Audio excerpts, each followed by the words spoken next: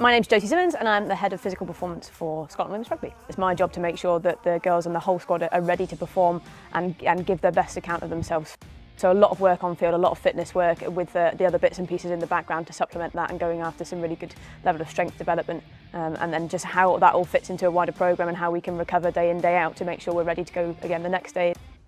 Pre-season always has a little bit of a fear factor of the players know they're going to be pushed and they're going to be pushed hard, and that's quite a physically demanding period of time, and we've kind of made it very clear to the playing group that we're not prepared to relent on the stimulus that kind of we've planned out for them over this 5-week block. It's a really short window to make a lot of progress, or intent to make a lot of progress. So recovery is really fundamental for us to make sure that we are doing the right things at the right times to be ready the next day and the day after, and make sure towards the end of the week, you know, that Monday, Tuesday isn't kind of catching up with us by the time we get through to Thursday and Friday, because we need to push hard that whole week. So the onus is really on the players to make sure they give as good as they've got and they're ready for each day, and that forms, you know, that its whole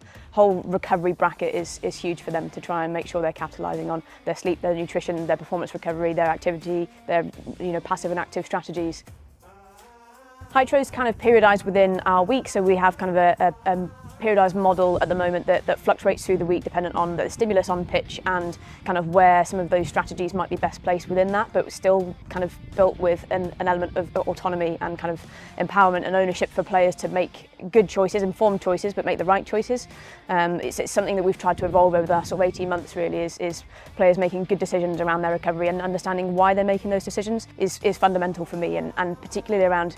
choices dependent on feel or anticipation of symptoms as well, not just being like, oh well, I've gone in the sauna because everyone's in the sauna, but am I anticipating soreness because of the stimulus I've been exposed to today? Am I anticipating that's a new stimulus that I'll be quite stiff and tight, and therefore the recovery strategies I should be using will be different dependent on that? In the past we've probably had 5 top strategies and they're the same every day because they're the ones people want to do, and actually trying to build in that fluctuation and understanding of, you know, we don't do the same training stimulus every day, so why would we do the same recovery stimulus every day? And periodising that has been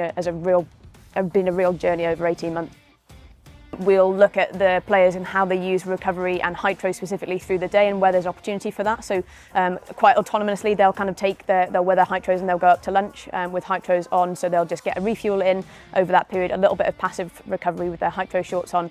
is kind of a good placement for it for a double day. It just means that they, you know, give themselves the best chance to replenish muscle glycogen, to recover and be ready for an afternoon session. Today I think our primary strategy for Hytro will be Hytro Bike, so with a bike flush for 20 minutes or so above certain heart rates, and then we've also got hot-cold contrast is where it's placed today as well. We kind of base that around, we've had 2 big days and we actually need to try and get rid of all that soreness and shift it all out the way so that it doesn't catch up with us by Thursday, and we've got a huge amount of DOMs in the system. So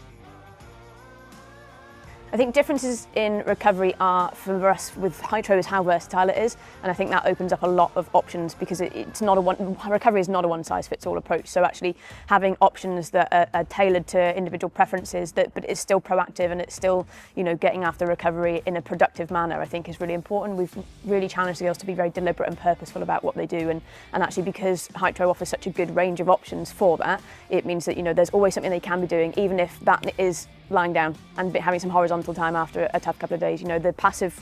use of Hytro, whether that's in travel or whether that's just at home, you know, still lends itself as a recovery tool that they can be doing rather than nothing at all, versus obviously the active strategies that we kind of use Hytro with around the bike mobility, the hot-cold contrast as well. There's so much versatility to it that it helps really drive those standards of recovery in the group at the moment. Tournament use of Hytro for us at the moment is probably going to be again based on recovery, but also around like our post-game strategy and making sure that actually we've all got Hytros in our bag and that the Hytros are on for the bus travel home. It's an easy 20 minutes of recovery done, and if it helps, it helps, and that's, you know, where we need to be. We have a really condensed tournament format where, you know, we play a game, then we've got one day off and we travel on the next day, and it's a long coach journey, and then we're training again, and then we've got another test match to focus on. So the more we can do in anticipation of, you know, recovery and making sure we can prepare appropriately for the subsequent weeks and for an extended block of time, the better.